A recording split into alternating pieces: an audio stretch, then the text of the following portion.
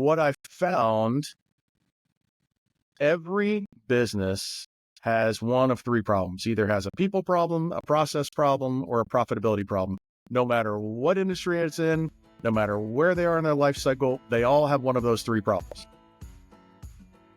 Welcome to the Entrepreneur's Blueprint. I'm Courtney Cook, founder of Monarch COO, where I help mission-driven entrepreneurs grow their businesses. Each week, I sit down with inspiring entrepreneurs to explore the stories behind their successes and challenges. Whether you're just dreaming of starting a business or already building one, this podcast is here to show you that entrepreneurship is more attainable than it might seem, with insights for every stage of the journey. Always striving to find the intersection of gifts, talents, and passions with a need in the world, Scott is a founder of Advocatus Consulting, a partner of Silverback Ventures. Scott has built his career around helping companies unlock their potential and growth through optimizing their operational and financial processes, creating a culture of excellence, and building a solid foundation for maximum profit and impact. He is a 3-time entrepreneur, speaker, impact investor, consultant, and certified growth coach who has the privilege of working with some of the most influential companies in the Charlotte, North Carolina metro area, throughout the Southeast and beyond. Let's dive into today's conversation and see what it takes to build a business.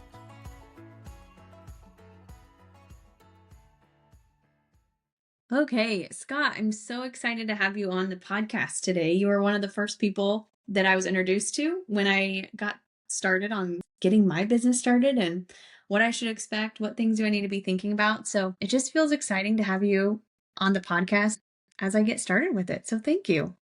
Oh, you're very, very welcome, Courtney. It's a pleasure to watch this journey unfold and to be a part of your ongoing entrepreneurial steps. Can you give us the lay of the land for your two businesses and what you offer with both of them? Of course. No, I appreciate that. Advocatus Consulting. Advocatus, because everybody asks me, nobody pronounces it right. There's a whole story around getting the name that will be a podcast in and of itself. Yes. Because all of the names I picked, the URLs were already taken. So I had the whole business set up and I was like, oh, now what do I call it? Because all the names are taken. But Advocatus actually is Latin for coming to the aid of as a friend or helper. So that dovetailed perfectly in the work that I get to do. I do fractional leadership and strategic planning and strategic advisory services for small businesses, small and privately held businesses and nonprofits. And on the Silverback Ventures side, kind of took that to a different level with a business partner of mine to really help amplify the voice and multiply the impact of purpose-driven businesses. And yeah, that sounds like a tagline because it is, but it really is about making sure that those entrepreneurs that really want to do something good in the world, in addition to making money, can do just that. Mm-hmm. Most often, nonprofits and impact businesses are thought of and ran like a nonprofit where you don't make any money and you can't have any impact. My job, our company's job, is to help you come in, streamline your operations, and really build upon the foundation for making change in the world and doing that on a grand scale. That's awesome. So we do workshops, we do empowerment, we have a hub, which I think is interesting, where we connect business owners to experts in the areas where they don't have expertise on their staff. And that is a way that we can kind of build a community of people that are trying to make the world a better place and make money at the same time.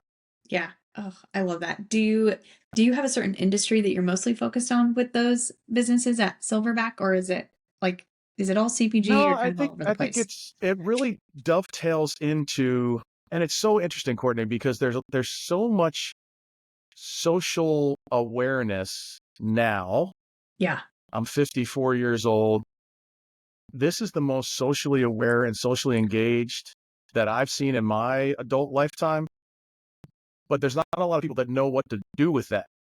So we're very industry agnostic.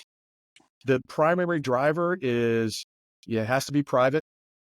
We don't want to deal with any of the public companies. Governments are hard because it takes forever to get anything done. So we generally don't deal with government stuff. We'll do some workshops that include some government folks, but we're really focused in on connecting the public and private, connecting the for-profit business to the nonprofit business who also feel led to make a change. So if you have a nonprofit focused on mental health and you have a for-profit that is a therapy practice, let's figure out how to connect those two together so we can impact and help more people. Oh, So trying to sweet. connect those dots and trying to really get people thinking about impact as not a dollar sponsorship for a golf outing, but an opportunity to actually impact the lives of the people in your community and around the world in a meaningful way is what we're trying to get people to think about. Cool. That's awesome. So, what was the first step you took towards starting your business? And maybe I take this to two parts. First was Advocatus, and then second, what was the first step you took for Silverback?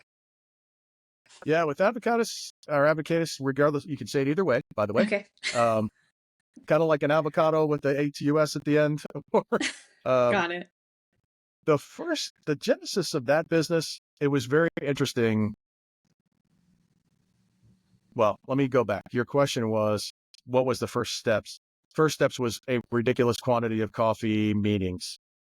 I found very early on, I went to a couple of networking meetings where you get a group of people together and you got the BNIs of the world, and nothing against them, but you have networking meetings and it's all sellers. It's all the lowest level employees, generally speaking, trying to sell you something. So I'd walk in, we'd sit down, and everybody'd be peppering me with their business cards trying to sell me something. Well, I'm like, well, you're not my decision maker. Yeah. Because my job is to work with business owners, none of them were actually showing up at these meetings. So I said, okay, I've got to shortcut that process somehow because I don't want to spend my entire life sitting in networking meetings.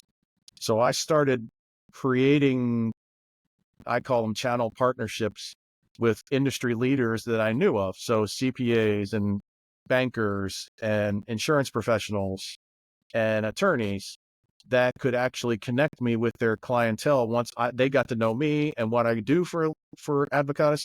They were able to connect me with people in their network that could utilize those services. So it shortcutted the process of business development significantly. And I had 10,000 coffee meetings. It would not be uncommon, honest to goodness, it would not be uncommon for me to have 6 or 7 coffee meetings in a single day. Wow. So Wow. by like the 7th one, I was ready. I was ready to go. No kidding. That's crazy. It makes a lot of sense though. Like those warm leads mean a lot, and having that face to face, one on one time is really important. Yes. Well, and you end up. I was talking to a professional this morning. You end up not having to worry about impressing somebody with your resume in the first 25 seconds of the Yeah. conversation. I want to work with people who already recognize that they need professional assistance. I had a gentleman tell me early on that I was having one of these coffee meetings with, and he said, your biggest obstacle is going to be owners who say they need to change, but don't actually want to change. Yeah. Yeah. And being able to navigate through those murky waters has really become a differentiator for my business for sure. Being able to kind of recognize those folks who are just talking about it versus those folks who want to be about it. Yep. Yeah, that makes sense. So, what's been one of the most unexpected challenges in your entrepreneurial journey? Finding the work, the balance of finding the work and doing the work has been a crazy, crazy thing that I'm still trying to figure out on a real concise basis. Mm-hmm. You know, we get a lot of business, and you're doing the consulting work. You know, with both of these businesses, I've got several people that I'm working with, and we're delivering on our services on a contract basis. And then in the back of my mind, I'm like, okay, when this one ends, I've got to Yep. fill this with something else. But having the time, carving out the time with intentionality to do those coffee meetings is something that is absolutely positively critical for Mhm. any would-be or early on entrepreneurs, really blocking out time for business development. Because if you don't, you're going to get stuck doing the work, which is great, and you're making money and everything's happy. And all of a sudden those contracts end and you're looking around and you're going, okay, where's my next meal going to come from? Yep. Yep. I could not agree more with just where I'm at in this first year. I feel like of figuring this out of like, okay, it's nerve-wracking to look too far ahead in the future. Whereas when you're in a Yes. W-2 situation, you're like, I know this is coming in, I'm doing my job. But then now it's like, oh, okay, I have to be holding both of these balls in the air and making sure that everything is being stewarded well.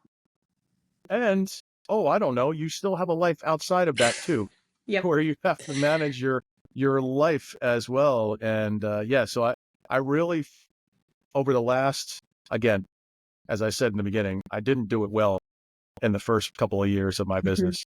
I was blessed enough to have some long-standing clients that kind of held the bag, so to speak. Yeah. Over the last several years, I've really focused in on carving out a day. It's turned into a day. It started out with a morning. Mm. It's turned into a day where I am doing nothing but being okay with not doing any work that day and being okay with doing all my meetings on that day. So every Thursday, Mm. I generally don't have anything on my calendar. I shouldn't say that. I have one meeting for a half an hour on my calendar on Thursday. The rest of the day is open for people to schedule meetings and for me to reach out and do my emails and do all Awesome. the business development work. Yeah. It's really, really helpful to mark it on my calendar as a appointment. Hmm. That way it's non-negotiable and I actually have to focus in on it. Yeah, I love that tip. That's a really great idea.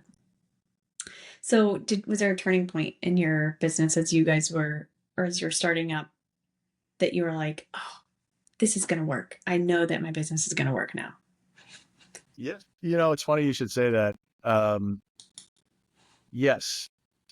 Back a couple of questions ago, you asked me if there was any industries that we focused in on. I thought that was going to be necessary. And I had several people say, if you don't get specific about who your Hmm. target customer is, you're going to die and it's going Yeah. to be awful and you're going to be poor and live in the gutter somewhere. What I found, every business has one of three problems. Either has a people problem, a process problem, or a profitability problem. No matter what industry it's in, no matter where they are in their life cycle, they all have one of those three problems.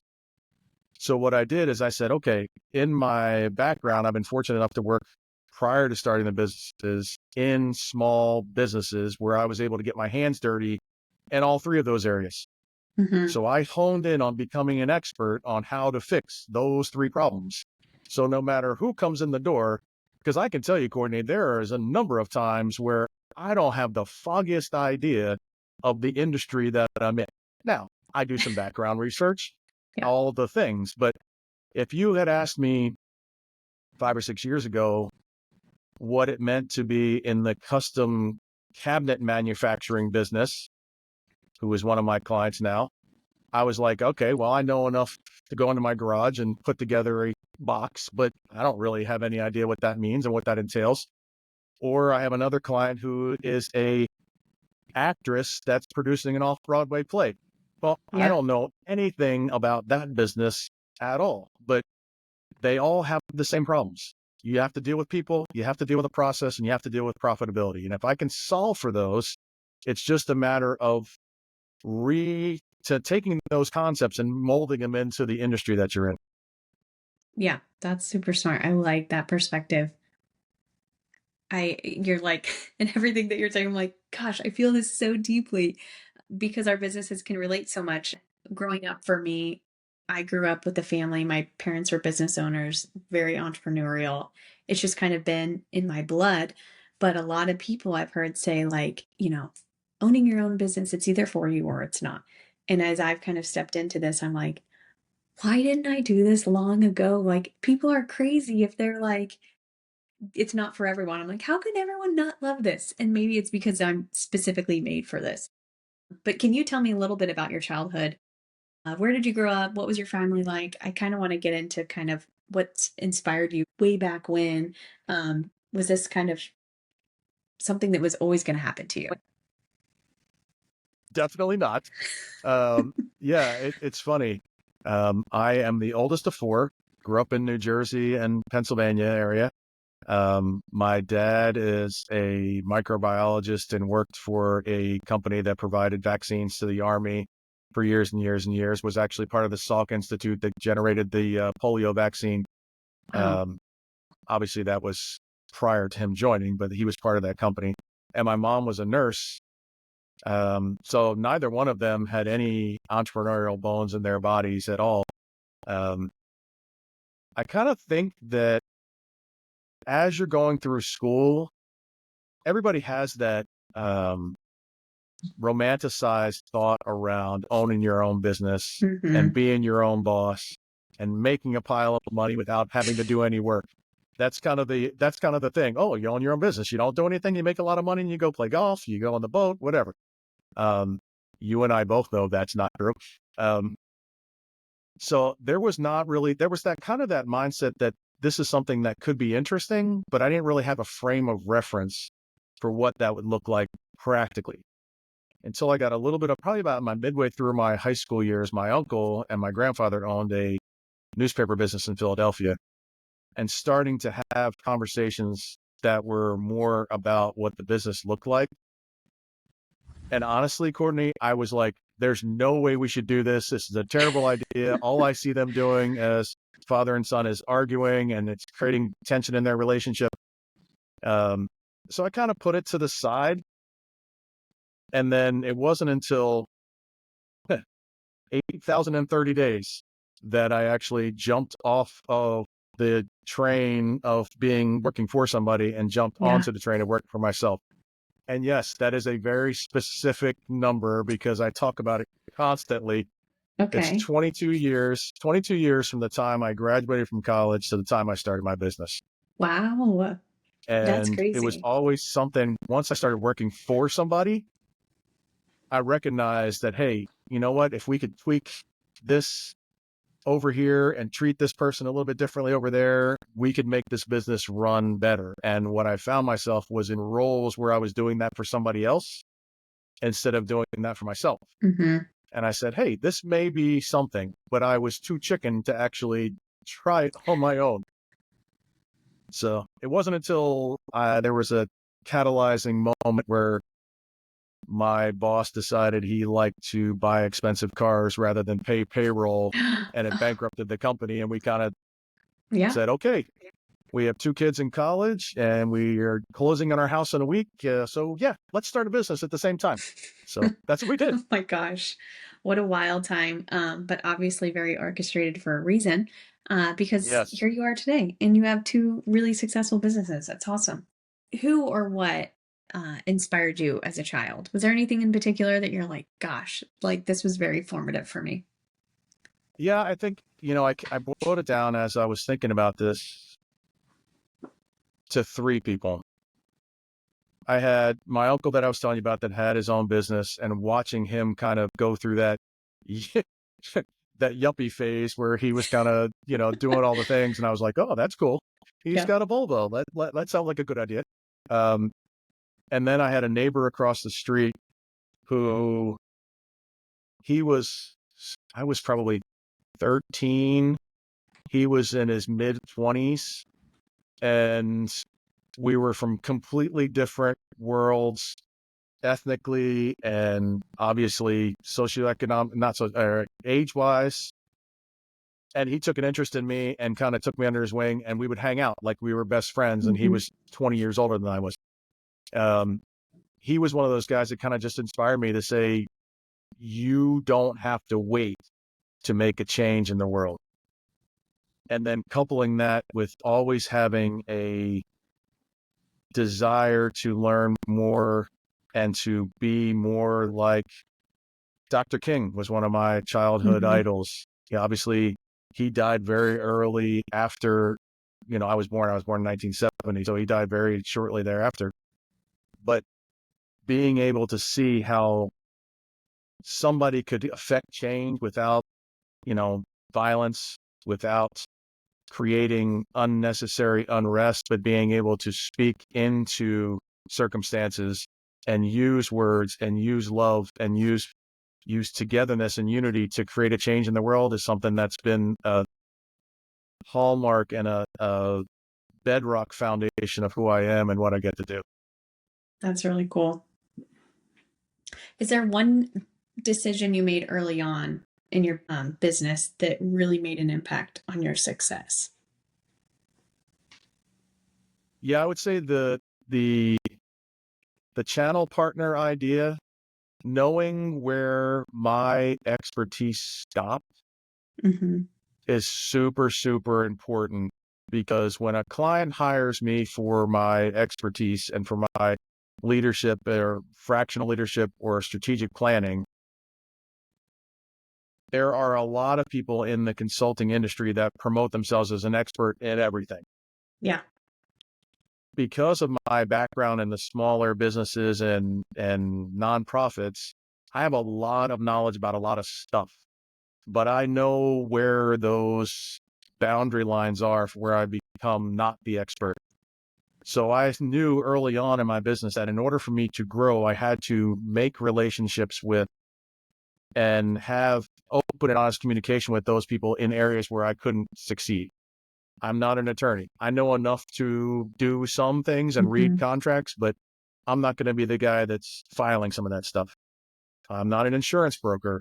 So an attorney, insurance brokers, bankers, I need people that I trust in order to refer my clients to, because I want my clients to get taken care of, because that way they're going to can take care of me. So I went around, and instead of it being a fee-based referral thing, I said, look, I don't want any money from any of my partners. I just Mm-hmm. want you to take care of my clients, Yeah. because if you do a good job, I'm going to refer you more people. Mm-hmm. And hopefully at some point, you're going to refer some people back to me, because I'm actually doing a good job for your clients too. That was a total game changer. It allowed me to not spend a tremendous amount of money on marketing, but it amplified my voice and my reach in the community, because I had other partners that were doing that work for me just from their relationship. Yeah. Yeah, that's super smart. So do you find that just even those relationships, at least for me right now, I feel like less just in the Kansas City area, right, where I'm based, and a lot coming in from, prior connections that I've had and that sort of thing. Do you feel like that's helped really hone in just geographically having a broad base of clients? Well, I think it helps both ways. I think it helps from a concentration of impact in your local area, because obviously you're Yeah. talking to, your banker down the street or your CPA down the street. But because of the global connectedness we have now, Hmm. I've got a client that I'm speaking with in Uruguay, and, we have a mutual friend that's got a client in West Africa. So Sweet. it enables us to have, yeah, I may be talking to a CPA in the Charlotte market, but he may have just moved here from Hawaii or California or New Jersey or wherever. So I think having that connectedness locally, but with people that have a more global or national reach or even regional reach, is paramount to be able to scale the business. And I Hmm. think most people don't take advantage of their density of local market unless you're Yeah. living in the middle of Nowhereville Hmm. and you don't see a neighbor for, 50 miles. There's plenty of work generally for the vast majority of business owners. Yep. Yeah. You just Yeah. have to do it instead of traveling all around. Yeah, it's amazing. I feel like I learn of so many other, since I've been an entrepreneur, I guess, so many just different types of services that I had no idea existed, or just the amount that there really are. I guess just there's people everywhere doing a lot of different things, and they're able to be Yes. really successful. It's really, I think, and even in my own experience, I've been just surprised of like, wow, I feel like this fell into my lap. I know there was some work that went on, Yes. but it's just like, Yes. gosh, it does work out exactly how it's supposed to. It's really neat. It is Uh, neat. And when I think I have conversations, I mentor college students as well. oh, cool. And one of the conversations I always have is they say, well, what should I do with my life? And I'm like, I don't have any idea. Find out where your gifts, talents, and passions meet a need in this world, because Yeah. there's never, ever, ever been more ways to make money. Mm-hmm. I mean, you hit the nail on the head. You go around and you go, that guy's making money doing what? I didn't even know that was a Yes. thing. Yeah. Like, I have a client that does the videography for when you go to a car dealer's website. The videos of around the car and the pictures of the car is an outsourced service that a guy has a company for. It's I'm like, crazy. oh, I just thought it was some intern taking a cell phone and taking pictures on a Yeah. camera, but apparently it's a whole closet industry. Yeah. It's the real deal. So how do you balance the demands of running a business with your personal life? We kind of touched a little bit of like, gosh, not to mention, I got to keep the sales cycle going. I got to keep my clients happy and over deliver for them too. But then I also have a personal life. How do you balance the two? It's not easy, but I think it's something you have to really carve a foundation for when you're first getting started. Like, obviously there's bleed over for sure. It's not Mhm. uncommon for me to get a text message or a phone call at 9, 10 o'clock at night or on a Saturday morning. I've worked really hard to keep boundaries around personal time. 85% of the time I do a good job Yeah. where, hey, you know what? After 5:30, I'm not picking up the phone. Unless the building's on fire, so to speak, I'm not talking to you. It can wait till tomorrow. And on the weekends, those are not something I do unless it is a very rare occasion. Um, Prior to starting my business, I worked for people where I would go in, I'd be there 7 to 7, and I was being the good employee and doing all the things and, rising up the corporate ladder, only to have the company kind of be like, all right, well, we found somebody younger and better and whatever. Or, yeah, we don't have enough money to give you a raise, but we're going to give the ownership a 50% raise. At that point, I was just like, you know what? My family time is far more important than making money. And that Hmm. sounds some kind of way coming from an entrepreneur, but I'm a firm believer that we work to live, not live to work. Yeah. And if we're doing what we're called to do in the most efficient and effective way, which is a kind of a hallmark of what I do on the fractional leadership side, the only way to grow is to actually do more with less. Yeah. So in order to do more with less, you have to be super efficient in your business model. You have to be super efficient in your delivery model and your business development model. That's all the stuff that I have the privilege of working with companies to do. Well, the byproduct of that is all of a sudden you have free time Hmm. to actually enjoy the fruits of that labor. So I know that was a long-winded answer to your question, but I think it's super important to create those boundaries right off the bat. Yeah. And I guess I have another prodding question of like, especially your fractional clients.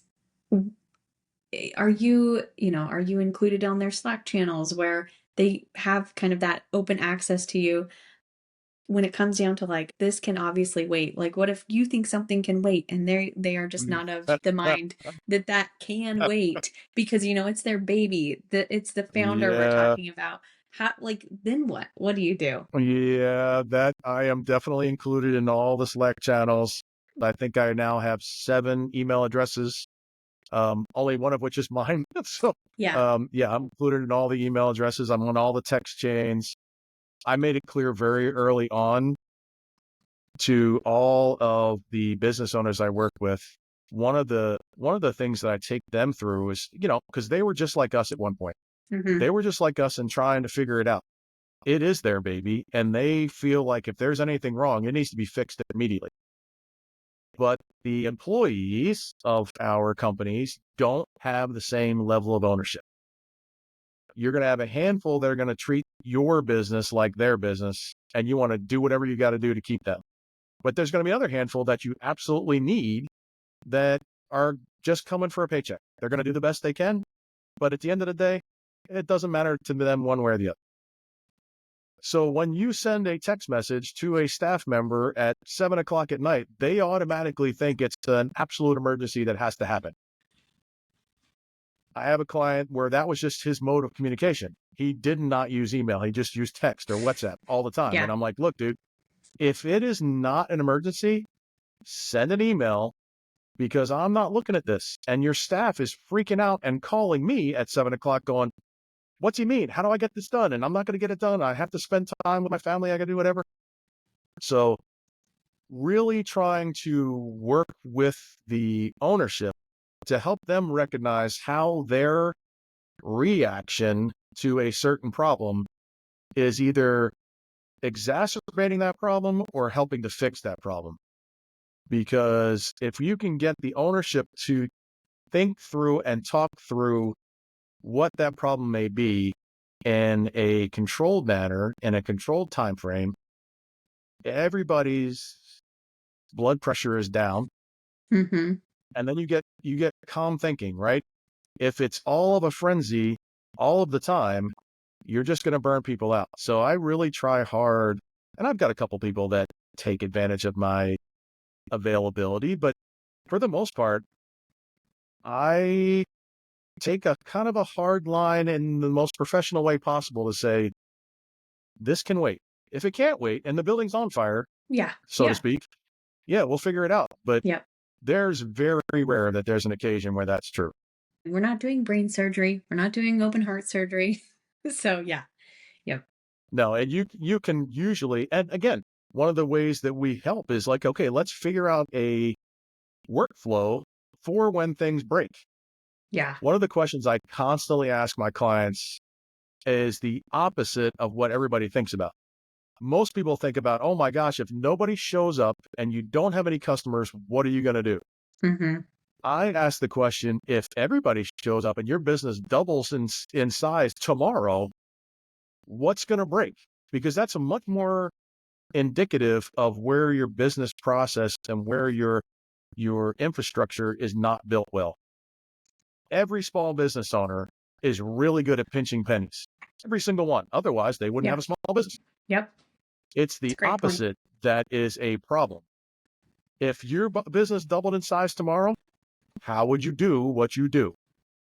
Do you have the technology? Do you have the process? Do you have the people? Do you have the bandwidth to be able to go, okay, I now have, instead of 10 clients every day, I now have 20.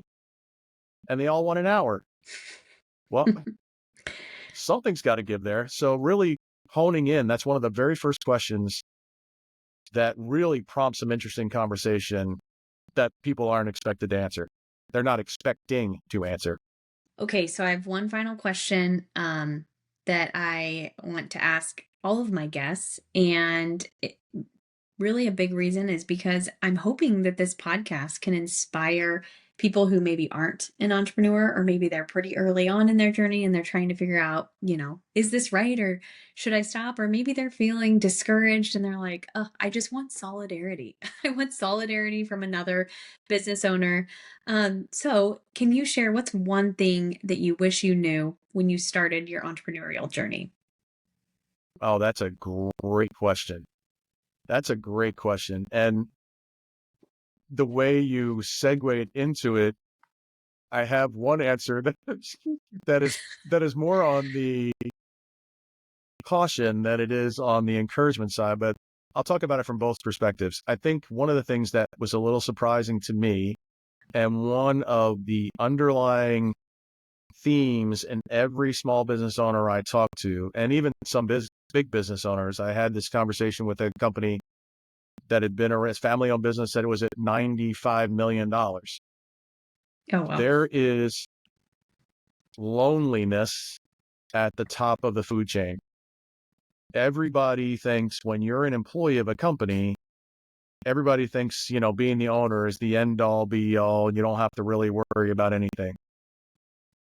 What is not thought about when you're an employee versus when you're on your own is you're the only one. You've got everybody looking at you going, what happens if it doesn't work?